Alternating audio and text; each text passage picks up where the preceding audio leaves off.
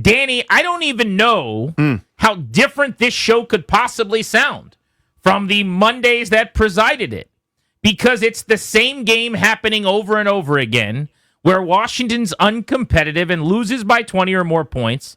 The Commanders have lost 5 straight, and the last 4 by at least 21. That is the first time that has happened in the NFL in 23 years. The 2002 Arizona Cardinals were the last team to go through a month this futile. Washington hasn't had this happen organizationally since the middle of the 1950s, when my dad, who's in Vegas at the Sphere today to see The Wizard of Oz in his mid-70s, was a toddler. This is so bad, and it shows no signs of ending. So this isn't a try to call anybody out or dunk on anybody or any kind of thing like that. I tweeted this out at Funny Danny. I didn't understand the discourse around this game from a lot of folks, right? Like I went on with our buddies Denton Day and Linnell Willingham before the game. And shortly before me, I was listening, and Kevin Sheehan was on. He's going, I got him in my smell test here because this is a tough spot for Detroit. I'm going, why are we treating this like it's a normal football game? Like, in other words, the boys were doing a great show, as they always do, but it's like, oh, yeah, if they can establish the run, yeah, play action.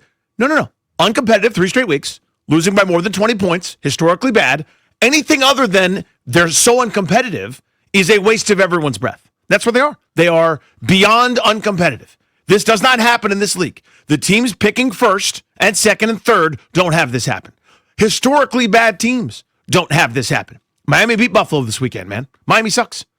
They're probably, I haven't checked, but I imagine they're favorites this weekend against the lowly Washington football boys. Yeah, they're about 2-point favorites. But you're answering your own question as to how we got here or why that was the conversation, because the 8-2 Broncos were playing 2-7 Vegas, and they won a 10-7 nail-biter. That's what happens in this league all the time.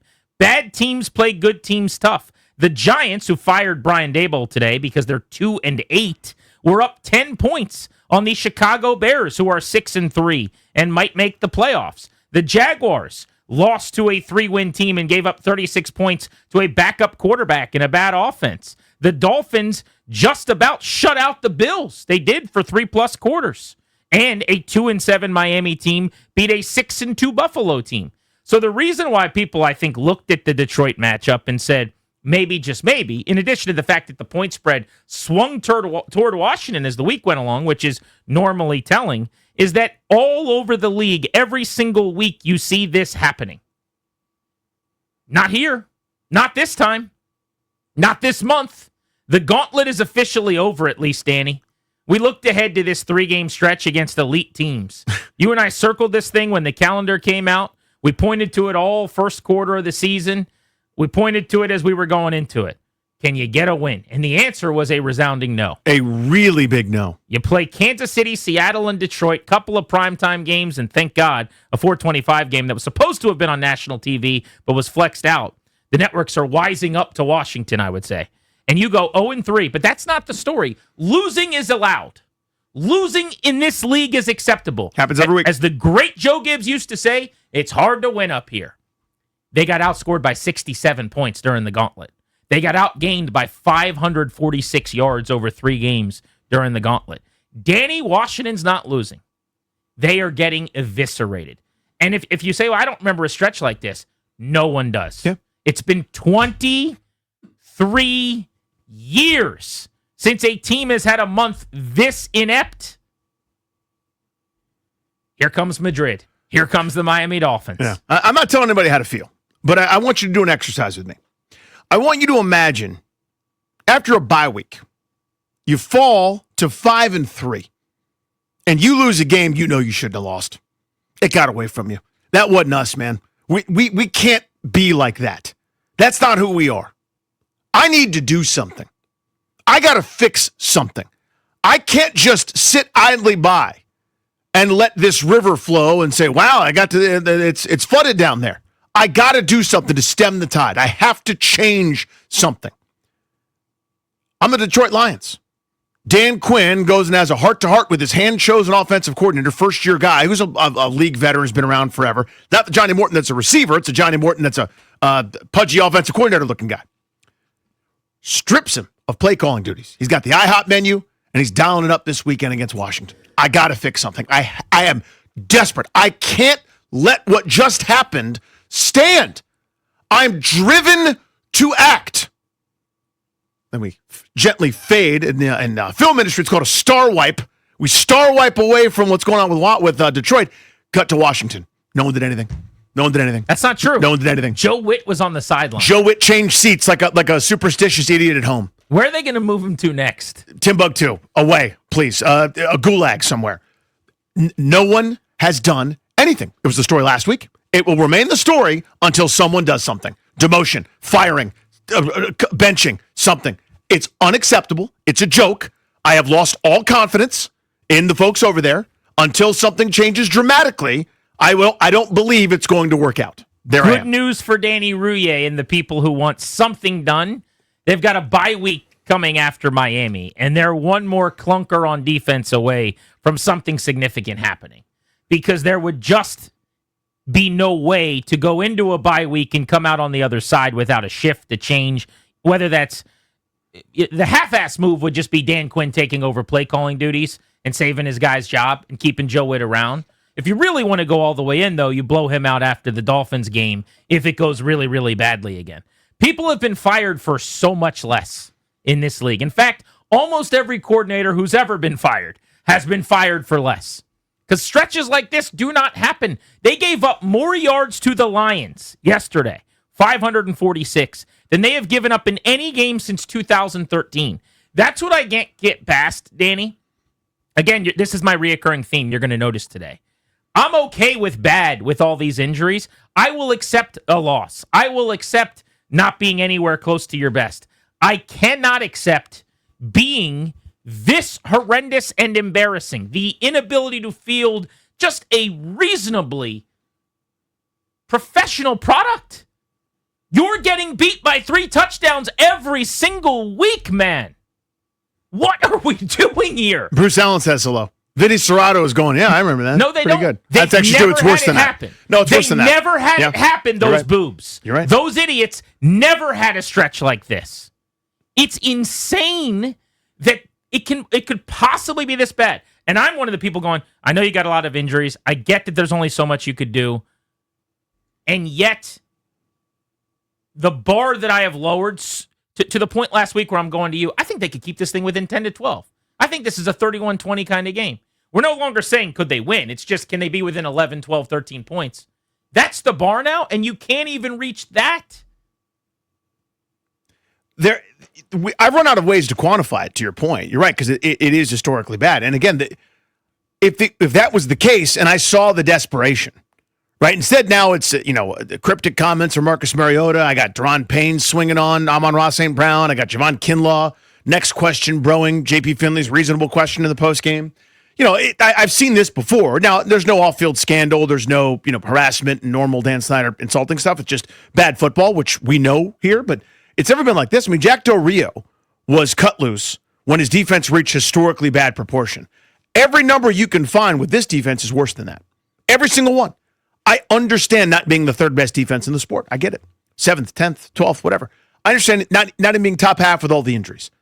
You can't be the worst. This is always my axiom. You cannot be the worst. And they are not only the worst this year, they're historically the worst.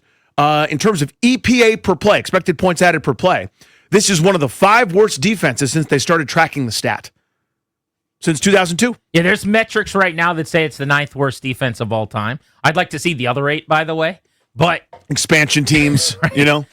It's so easy. That's what is so hard to get past with this defense is, like, I'm a numbers guy. We could throw all the numbers you want at you. The fact that they're dead last in yards per play allowed. The fact that there hasn't been a defense in the 2000s that's given up this yards per play as a passing group. We could go through numbers. You watched the game. You see it. When the Seahawks want to go play action and get Jackson Smith and Jigba in the middle of the field on a crosser or a dig, all they do is call the play, and there's no answer. Over and over and over again. In this game, they come out and they go, we're going to get Amon-Ra St. Brown going. And he does. Then they go, let's let Khalif Raymond be our number 1 receiver for a few drives. And he goes for 50. Then they go, we haven't thrown to Jamison Williams. You get to third quarter. And then Oprah Winfrey style, he goes 6 for 100 on like 3 drives. It was almost as if, and I'm not doing a bit here, they basically were just like on the sideline going, all right, whose turn is it? Because they would feature someone, Laporta, and then St. Brown, and now it's J-Mo's turn. It's like, we know guys have fantasy teams. Let's make sure everybody eats. But they can't do anything. Mm-hmm. They can't rush the quarterback. They hit Jared Goff all of 5 times. They didn't have a sack. They missed tackles. They cannot cover. I asked Logan Paulson in our Take Command show today that dropped. I said, his point is coming out of the bye, you have extra time after this Miami game. They need to basically change their defense. You're too injury prone to run this one, so you have to come up with a new defense and run a different one because you can't run this one, which is actually a smart, good plan. Great, let's do that. What do you do well enough to make that the nucleus of your new thing? That's what a coach does. A coach sits in his office. Grant Witt goes, what is home base for us? What do we actually do at a reasonable level? Danny, I can't think of anything. What does this defense do at a high level? Good luck. By the way, you mentioned Daron Payne. Got ejected for punching a guy in the helmet. Team captain, by the way. He was named captain on defense this week. I don't want to hear about your culture anymore. You had back-to-back plays where your highest paid defensive players got 15-yard penalties for punching the helmet of a player and for hitting an official up around the head. I don't know if he meant to or not, but that's what happened with Payne and with Kinlaw. The Lions, that's a good culture. They're not getting flagged all game long, by the way. 2 of their 3 penalties were when they kicked out of bounds, which was brilliant, to get the ball to 25 after Washington gave them extra yards after a touchdown. Uh-huh. They only had 1 penalty the rest of the game, and they're not punching anybody. That's a culture. That's a brotherhood. I never want to hear the word culture again when your captains are punching people in the head and getting ejected from the game. You saw that he got suspended. Yes. He does not make the trip to Madrid. So as you're having this get-right game on defense, your highest-paid player and probably your best defensive player, Daron Payne, will be unavailable for you. They still haven't stopped the Lions.